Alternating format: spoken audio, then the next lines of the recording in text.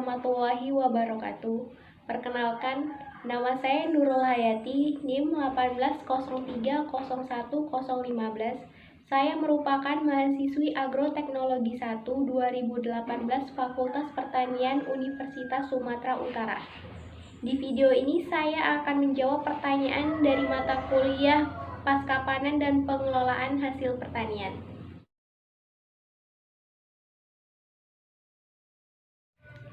Baiklah, kita langsung ke pertanyaan pertama, yaitu bagaimana perkembangan ekspor dan sumbangan devisa produk kakao saat ini?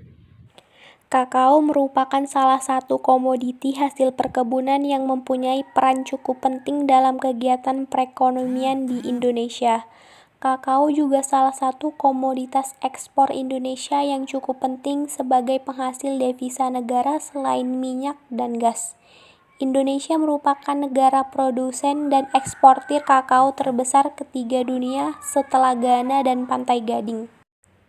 Total ekspor kakao 5 tahun terakhir mengalami fluktuatif, yaitu naik turun. Peningkatan berkisar antara 6,78 sampai 7,53% per tahun, sedangkan penurunan mencapai 19,4%.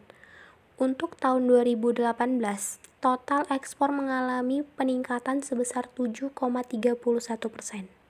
Indonesia berada pada urutan ke-9 eksportir biji kakao di Indonesia dengan kontribusi sebesar 2,10% dengan rata-rata volume ekspor mencapai 0,07 juta ton per tahun selama periode 2013 sampai 2017.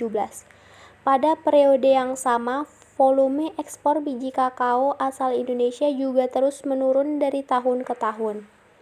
Hal ini di satu sisi merupakan suatu keberhasilan dari upaya pemerintah untuk menekan ekspor kakao mentah untuk memenuhi kebutuhan industri dalam negeri dan meningkatkan nilai tambah produk pertanian primer, seperti yang tertera dalam Permenko Nomor 67 PMK 011 Tahun 2010 tentang penetapan barang ekspor yang dikenakan bea keluar. Neraca perdagangan dan realisasi ekspor kakao Indonesia akan terus meningkat jika diimbangi dengan perbaikan mutu. Mutu kakao Indonesia saat ini masih tergolong belum baik. Biji kakao yang berasal dari Indonesia diklaim sebagai biji kakao yang bermutu rendah karena secara fisik sering ditemukan serangga, kotoran, dan benda asing. Dari segi kualitas cita rasa juga masih rendah. Hal ini mengakibatkan terjadinya pemotongan harga terhadap biji kakao Indonesia di pasar internasional.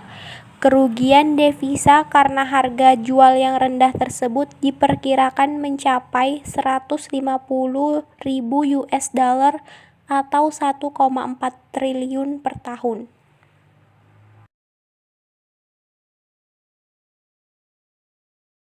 Dan pertanyaan kedua yaitu, jelaskan apakah saat sekarang biji coklat atau biji kakao di Indonesia masih jarang difermentasi?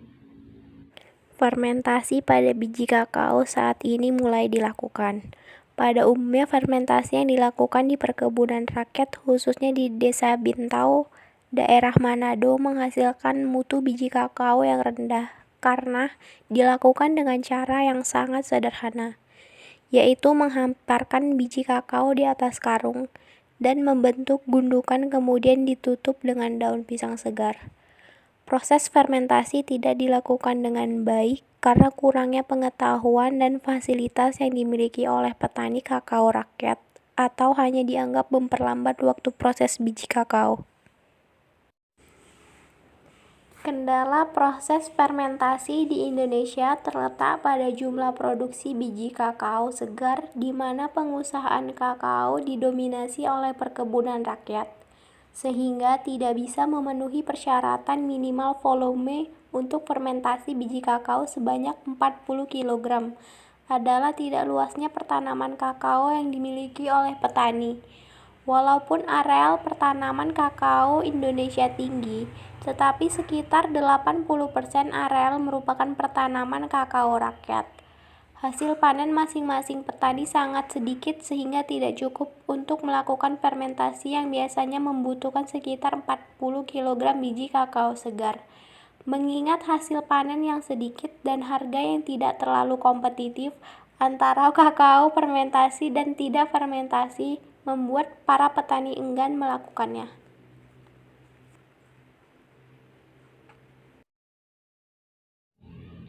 Sekian penjelasan dari saya. Mohon maaf jika ada kekurangan. Assalamualaikum warahmatullahi wabarakatuh.